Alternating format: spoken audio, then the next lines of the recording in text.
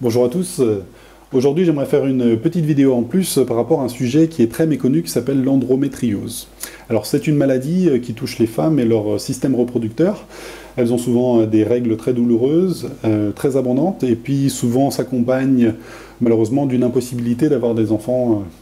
Cette maladie est très méconnue même par rapport aux gynécologues qui souvent, lorsque les femmes se plaignent de ces douleurs, de l'abondance de leurs règles, vont leur dire « oui, finalement, vous avez juste des règles, madame, avoir mal pendant les règles, c'est tout à fait normal », alors que finalement, il y a quelque chose de bien plus sérieux qui est derrière. Pourquoi j'aborde ce sujet-là? Simplement parce que nous avons trouvé une corrélation vive, très très nette, par rapport à nos sessions d'hypnose régressive. Il faut savoir que dans nos sessions, donc, que ce soit moi, soit avec l'équipe au sol, soit avec des personnes qui sont extérieures, nous ne sommes pas concertés sur ce sujet-là, mais nous avons trouvé que systématiquement, lorsqu'une femme venait pour ce sujet, ou alors pour autre chose, mais qui avait cette maladie, nous avons trouvé un système derrière qui était en place et qui du coup résonnait sur la partie physique. Et donc la source de ce problème n'était pas physique mais éthérique. Donc entre guillemets, l'âme de la personne était entravée et non pas la partie physique, la partie 3D. Voilà. Avant d'aborder un peu plus ce sujet, j'aimerais juste faire un rappel très important, c'est que je ne suis pas médecin, nous ne sommes pas médecins, donc ces informations sont prises avec beaucoup de discernement, nous n'avons aucune vérité, surtout par rapport au physique, et si vous voyez ces informations et que vous êtes justement sujet à cette maladie, vraiment faites preuve de beaucoup de recul par rapport aux informations que je vais vous donner, mettez tout cela dans un coin, voilà, sans prendre au pied de la lettre. Je sais qu'on peut avoir une sorte de fragilité émotionnelle par rapport à tout cela, et il faut absolument pas avoir pensé avoir une solution miracle que l'on aurait pu trouver et se dire voilà, ça y est, tout est bon. Voilà, mettez ça avec beaucoup de discernement, beaucoup de recul, c'est très important, et n'oubliez pas de prendre un avis médical à chaque fois par rapport à votre situation. Alors concrètement, qu'est-ce que l'on voit en hypnose régressive? C'est que donc, ces personnes qui venaient ou pas par rapport à cette maladie, nous trouvons à chaque fois la même entité ou le même système derrière, c'est-à-dire donc des mantes, nous les appelons comme ça. Ce sont des insectes qui ont la particularité d'avoir des pattes comme des mantes religieuses finalement recourbées, et qui, si elles possèdent l'accord de notre partie éthérique, donc c'est entre guillemets, ce que l'on pourrait dire, c'est avoir fait un pacte, avoir signé un contrat dans une vie antérieure ou dans cette vie avec un ange, un démon, peu importe comment vous le voyez, mais en tout cas, si on a fait, effectivement, vendu notre âme au diable, comme on pourrait dire, effectivement, ce pacte continue de vie en vie, effectivement, et donc une interférence peut avoir lieu. Ah, c'est vraiment pour essayer de schématiser et puis rendre accessible ce que l'on fait lors des sessions d'hypnose régressive. En tout cas, on se rend compte que ces mantes, donc ces insectoïdes, ont un intérêt d'avoir ce pacte et cette possibilité de venir nous embêter, en tout cas la partie éthérique. C'est que finalement, notre partie éthérique est très intéressante pour elles pour y loger leurs œufs. C'est-à-dire que finalement, elles ont des œufs s'ils trouvent un grand intérêt à venir les loger chez les femmes, donc les parties éthériques des femmes, et du coup d'en loger plusieurs pour les faire grandir, et avant qu'ils éclosent, de pouvoir les récupérer et les faire éclore chez eux.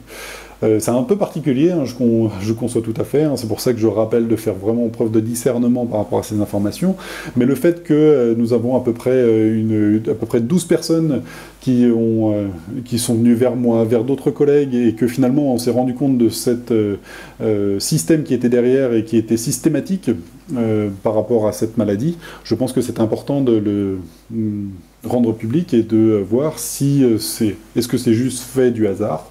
Encore que, vu qu'on est sur 12 clients, ça commence à devenir le hasard assez faible, ou est-ce que finalement nous aurions peut-être trouvé une solution par rapport à cette maladie? Encore une fois, on met des guillemets, du discernement, c'est important.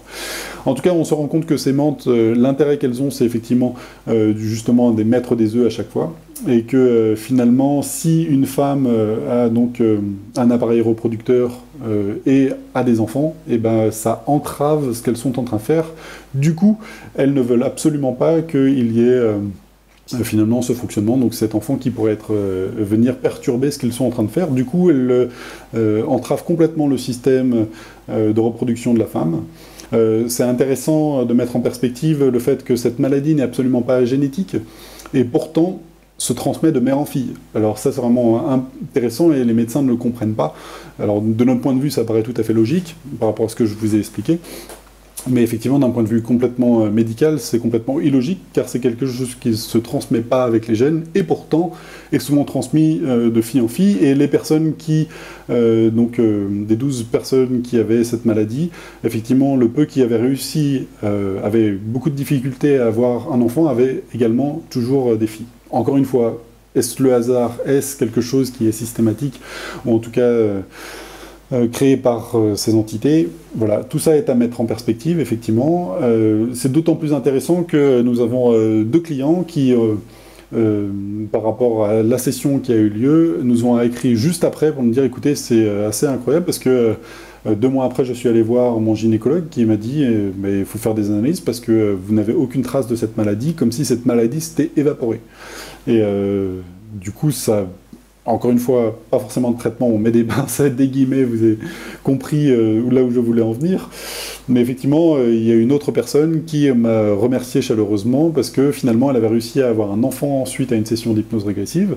Et que, alors d'un point de vue médical, on ne peut pas l'associer directement à la session qu'on avait faite, car cette maladie empêche, mais n'exclut pas la possibilité d'avoir des enfants. Mais en tout cas, pour elle, il y avait une corrélation directe entre la session qui venait d'être faite, et un mieux-être, un sentiment que finalement cette maladie est en train de partir, et le fait d'avoir un enfant.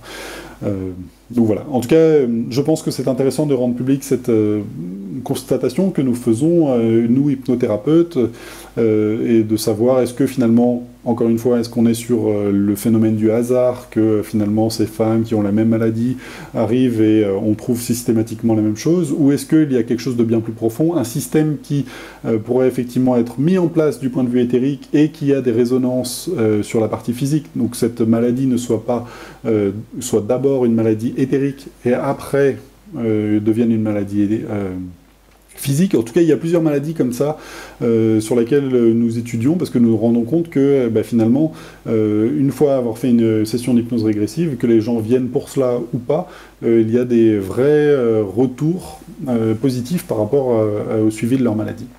Encore une fois, je vais clôturer en vous disant, nous ne sommes pas médecins, mettez ces informations avec beaucoup de recul. Si vous voulez faire une session d'hypnose régressive, vous pouvez même cacher le fait que vous avez cette maladie pour vraiment vous rendre compte si ces informations sont viables ou pas. C'est-à-dire que, moi en tout cas, c'est ce que je fais de mon côté. Quand je fais une session, je cache complètement au télépathe les raisons, toute la liste de points que m'ont envoyé les clients. En tout cas, si vous voulez faire l'expérience, voyez-le juste comme ça, pas comme quelque chose de miraculeux qui pourrait vous sortir d'affaire. Il ne faut absolument pas le voir de cette manière-là, mais juste, peut-être il y a une possibilité, et si jamais vous avez cette même expérience, peut-être me le retourner et faire... je pourrais mener effectivement des recherches à ce niveau-là pour voir si effectivement il y a une constatation grandissante dans ce point, c'est-à-dire que effectivement de plus en plus de clients font un retour similaire à ce que nous pouvons observer, ou à l'inverse, c'était juste du hasard. Voilà. Encore une fois, on met toutes ces informations avec beaucoup de recul, surtout si vous avez cette maladie. On met ça dans une possibilité, on l'explore et on voit ce que ça peut donner. En tout cas, merci beaucoup à vous tous et restez bienveillants, restez lumineux. À chaque fois, c'est ce qui est vraiment de plus important. N'oubliez pas de vous abonner et de mettre un commentaire lumineux avec un pouce vers le haut. Et merci beaucoup à vous tous et à bientôt.